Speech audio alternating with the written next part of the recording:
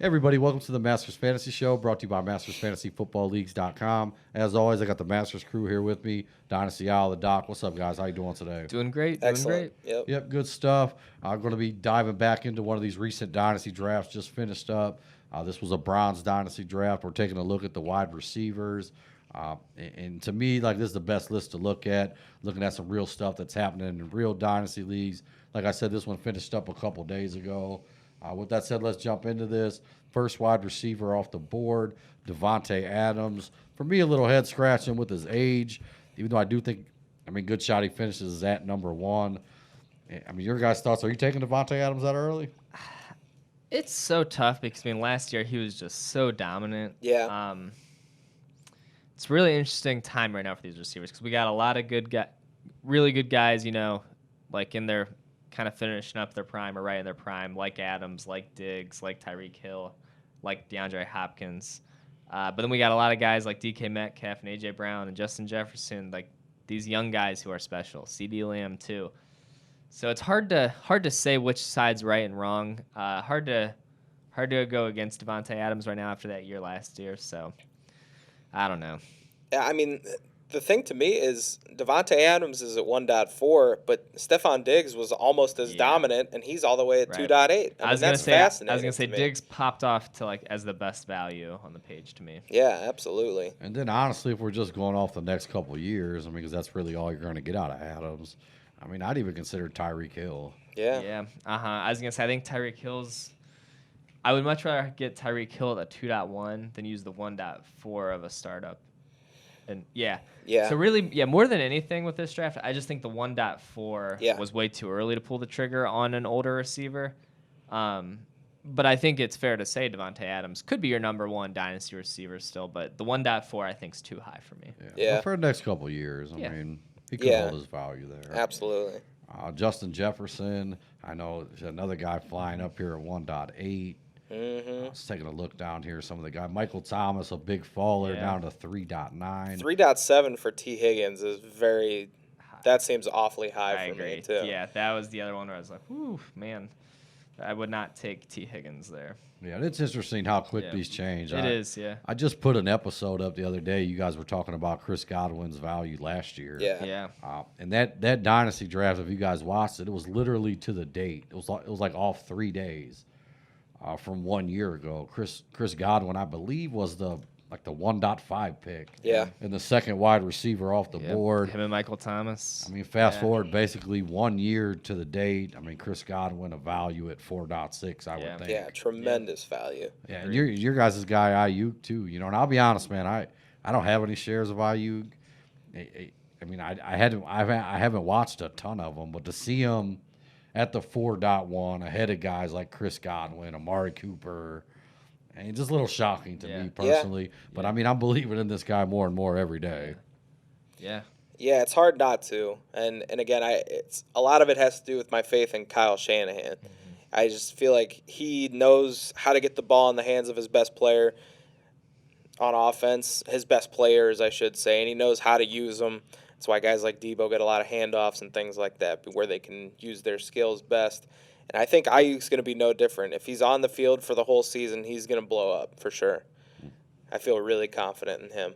A couple other things that stick out to me a little bit. I feel like Allen Robinson at 4.9 is pretty good value still as well, along with Godwin and honestly Keenan Allen too. Like those three guys, I feel like that's great value for all three of those.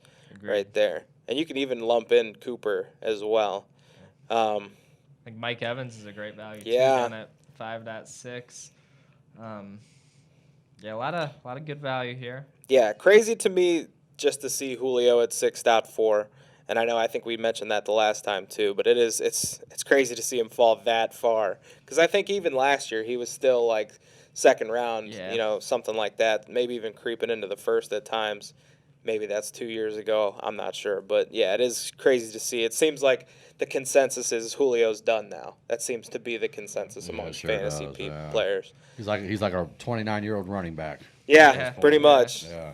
All right, moving on to the second page here. Go with one of the guys that sticks out to me. And I think we spoke about him on the last one we did, too. Here he is again in the 10th round, Corey Davis at 10.1. Yeah. I actually really like that pick. I did too. Yeah. I mean, a guy who has the potential to be a number one on that New York Jets offense, which, I mean, not that exciting, New York Jets. They're going to get a new quarterback. Yeah. And, I mean, just like that, with a new quarterback, things can change, man. Like, Yeah, Absolutely. I think it's shocking just looking at some of the guys who went before him: Jalen Rager, Denzel Mims, Michael Gallup, Hollywood Brown, Robbie Anderson, Will Fuller. Like, I think I would like Corey Davis over all of, or at least most of those names I just said. Right, A I couple of agree. them Yeah. are close, but yeah, to see Corey Davis going after all those guys, especially Denzel Mims. I mean, Yeah. they signed Corey Davis to be the number one, and the Denzel Mims is going ahead of him. I don't know. I mean, I know he's young, he got upside, but they signed Corey Davis to be the one. This is a guy who was a top 10 pick in the NFL draft just 4 or 5 years ago, and he was great in college, looked good last year. Just got to be a little more patient. He's a good football player. Yeah. all right, good stuff. And then we're going to pop up the final screen here that's going to round out the last of this wide receiver draft. I'll toss out one of my guys. We just spoke about him, too. Love the Josh Reynolds pick at 17.5. Yeah. A lot of upside there. Speaking of Corey Davis, too, he's going to slide in, take that Corey Davis position. Really like that pick. Also really like the Marvin Jones pick at 15.2. Yeah. And I get it, man. It's a dynasty league. He's not going to be around Right. forever. I do think he's going to be the veteran wide receiver there. I think he's going to get a lot of targets in that Jacksonville offense this year. Absolutely. And I know, it's a dynasty league. We don't know how long this player will be around, but Antonio Brown, too, at the end of the 13th round, Yeah. pretty late on the wide receiver board. He's a free agent right now. If he signs in Green Bay, people will go nuts for him. Like, so I think he's a good, you draft him late and you just wait for him to sign somewhere, then you trade him. Bet you easily get a second rounder for him the second he signs at a halfway decent destination. Yeah, and then another guy, too, that I noticed that's just completely fallen off a mountain is Mike Williams. I feel like he was consistently, third, fourth, fifth round a couple years ago, and now all the way down to the 11th round. I mean, he's still a relatively young guy. I don't know that I trust him to, to bounce back up to that point. He's always been a little touchdown dependent. But, I mean, who knows? I feel like that's a guy to keep your eye on, a top 10 draft pick in his time.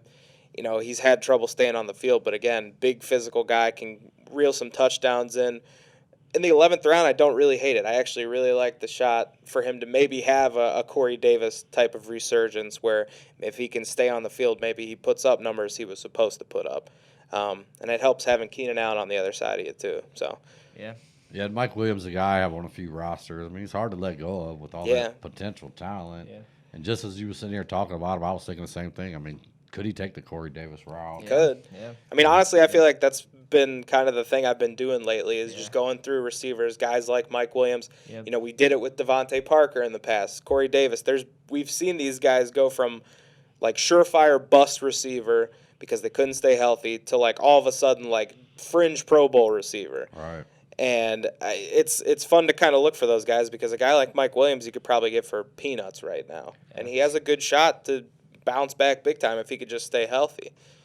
Right, and even if he's never a number one, I mean, he certainly could be a solid number two. Yeah. Right. On any team. I mean, and if he stays, in LA with Herbert, I don't hate that either. Yeah, I exactly. mean, Keenan Allen's not getting any younger, so Yeah. we'll see how that goes. Anybody else stick out on the list to you?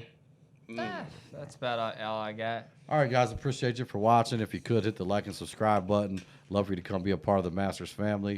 If you're looking for a place to play Dynasty football, we got over 600 Dynasty leagues, never folded a single one. Also, redrafts, email, live. We do it all here at Masters. Appreciate you for watching. Any last words? Thanks for listening.